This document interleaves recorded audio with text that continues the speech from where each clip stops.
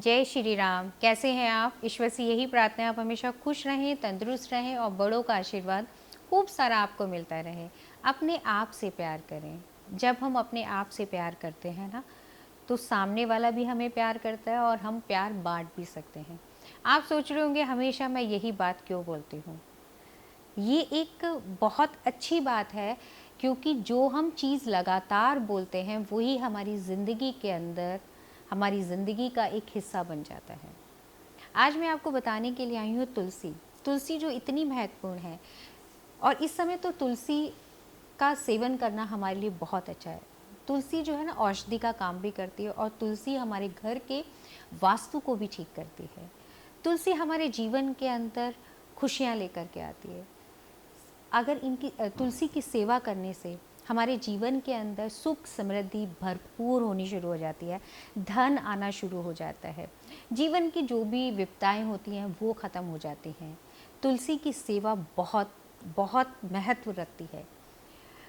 तुलसी ठाकुर जी के भोजन के अंदर अगर हम तुलसी लगा देते हैं, हनुमान जी के प्रसाद के अंदर हम तुलसी रख देते हैं, तो उस प्रसाद जो है ना वो औषधि बन जाती है, हमारे जीवन के अंदर बहुत सारी खुशियाँ लेकर के आती है।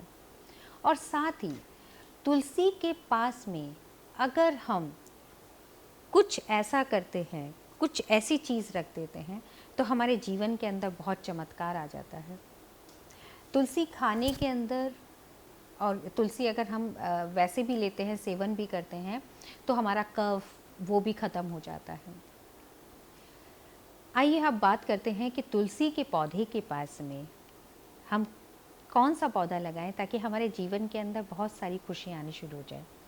कहते हैं केले का पेड़।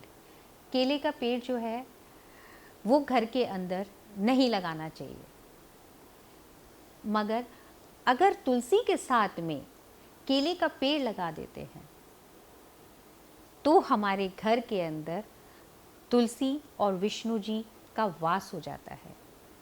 और साथ ही उसके साथ में अगर रोज़ाना आपने एक घी का दीपक आप जलाना शुरू कर दें, और बृहस्पतिवार वाले दिन, थर्सडे वाले दिन आप जल के अंदर एक बूंद दूध डाल कर के अगर आप तुलसी जी को अर्पण करते हैं, तो आप देखेंगे कि आपके घर के अंदर धन संबंधित कोई प्रॉब्लम है या कर संबंधित कोई प्रॉब्लम है या घर के अंदर बहुत क्लेश होते हैं, बहुत प्रॉब्लम्स हैं, वो सब चीज़ें ख़त्म होनी शुरू हो जाएंगी। साथ ही थर्सडे वाले दिन, बृहस्पतिवार वाले दिन, एक जल के अंदर आप थोड़ी सी हल्दी डाल करके वो आप विष्णु जी केले के पेड़ के अंदर अर्पित करना शुरू कर दें। आपके घर के अंदर बहुत सारी बरकत होनी शुरू हो जाएगी।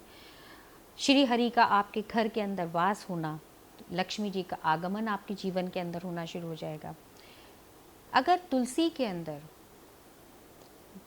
दूब घास जैसे घास होती है वो उगनी शुरू हो जाए, तो आप समझ लीजिए कि आपके जीवन के अंदर कुछ शुभ समाचार आने वाला है, आपके जीवन के अंदर खुशियाँ आने वाली हैं। उस दूब को आपने निकाल लीजिए, और दूब निकालने के बाद में उसको नीचे से आप मौली से बांध दीजिए। उस दूब को गणेश जी को आप अर्पण कर दीजिए, और फिर उसके बाद में उस दूब को आप अपने जहाँ पूजा में रखने के बाद में आप तिजोरी के अंदर रख दीजिए।